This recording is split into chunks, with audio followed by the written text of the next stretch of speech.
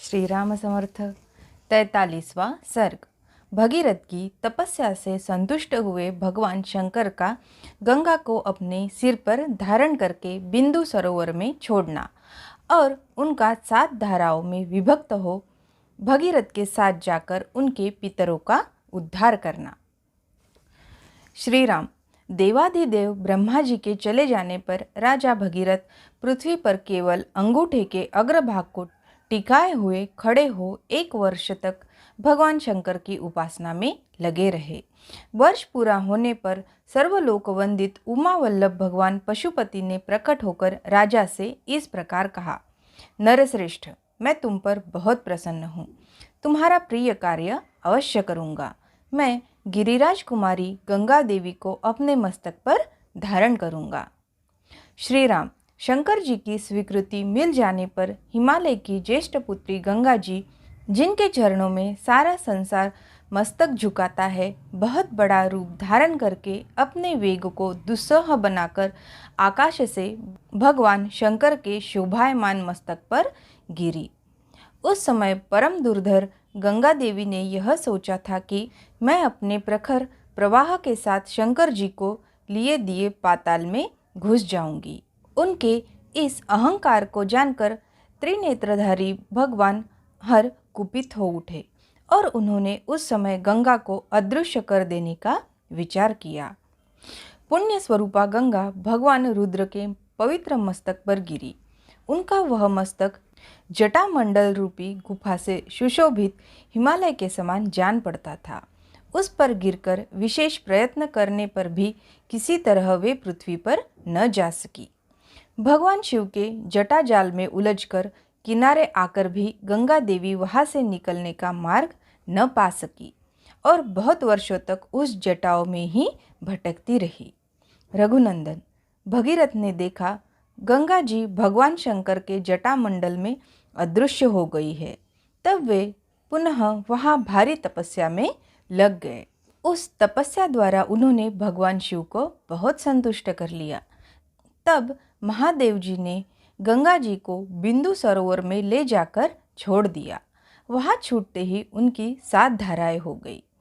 हृदयनी, पावनी और नलिनी, ये कल्याणमय जल से सुशोभित गंगा की 3 मंगलमय धाराएं पूर्व दिशा की ओर चली गई। सुचक्षु, सीता और महानदी सिंधु, ये 3 शुभ धाराएं पश्चिम दिशा की ओर प्रवाहित हुई। उनकी अपेक्षा जो 7वीं धारा थी वह महाराज भगीरथ के रथ के पीछे पीछे चलने लगी। महातेजस्वी राजर्षि भगीरथ भी दिव्य रथ पर आरूढ़ हो आगे आगे चले और गंगा उन्हीं के पथ का अनुसरण करने लगी। इस प्रकार वे आकाश से भगवान शंकर के मस्तक पर और वहां से इस पृथ्वी पर आई थी। गंगा जी की वह जलराशि महान कलकल नाद के साथ तीव्र गति से प्रवाहित हुई। मत्स्य, कश्यप और शिशुमार झुंड के झुंड उसमें गिरने लगे। उन गिरे हुए जल जंतुओं से वसुंधरा की बड़ी शोभा हो रही थी। तदनंतर देवता, ऋषि, गंधर्व, यक्ष और सिद्धगण नगर के समान आकार वाले विमानों, घोड़ों तथा गजराजों पर बैठकर आकाश से पृथ्वी पर गई गंगा जी की शोभा निहारने लगे। देवता लोग आश्चर्य होकर वहां खड़े थे।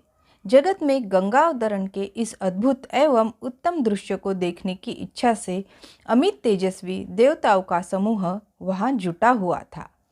तीव्र गति से आते हुए देवताओं तथा उनके दिव्य आभूषणों के प्रकाश से वहाँ का मेघ रहित निर्मल आकाश इस तरह प्रकाशित हो रहा था मानो उसमें सैकड़ों सूर्य उदित हो गए हो।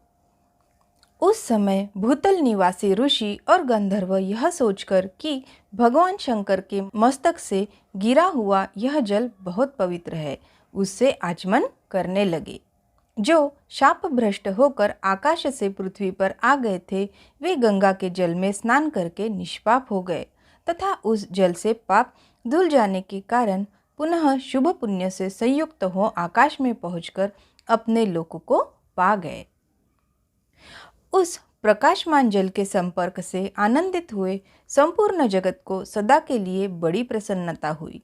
सब लोग गंगा में स्नान करके पापहीन हो गए।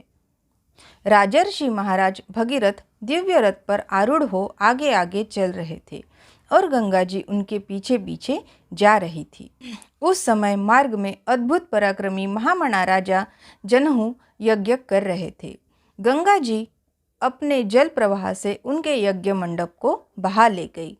रघुनंदन राजा जनहू इसे गंगा जी का गर्व समझकर कुपित हो उठे। फिर उन्होंने तो गंगा जी के उस समस्त जल को पी लिया। यह संसार के लिए बड़ी अद्भुत बात हुई।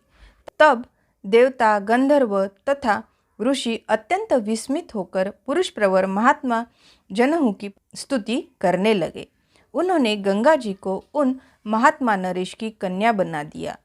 इससे सामर्थ्यशाली महातेजस्वी जनहू बहुत प्रसन्न हुए और उन्होंने अपने कानों के छिद्रों द्वारा गंगा जी को पुनः प्रकट कर दिया। इसलिए गंगा जनहू की पुत्री एवं जाह्नवी कहलाती है। वहाँ से गंगा फिर भगीरथ के रथ का अनुसरण करती हुई चली। उस समय सरिताओं में श्रेष्ठ जाह्नवी समुद्र तक जा पहुँची और राजा भगीरथ के पितरों के उद्धार रूपी कार्य की सिद्धि के लिए रसातल में गई। राजर्षि भगीरथ भी यत्नपूर्वक गंगा जी को साथ ले वहाँ गए। उन्होंने शाप से भस्म हुए अपने पितामह को अचेत सा होकर देखा। रघुकुल के श्रेष्ठ वीर तदनंतर गंगा के उस उत्तम जल ने सगर पुत्रों की उस भस्म राशि को आप्लावित कर दिया और वे सभी राजकुमार निष्पाप होकर स्वर्ग में पहुँच गए। इस प्रकार श्री वाल्मीकि निर्मित आर्ष रामायण आदि काव्य के बालकांड में 43वां सर्ग पूरा हुआ। श्री राम समर्थ।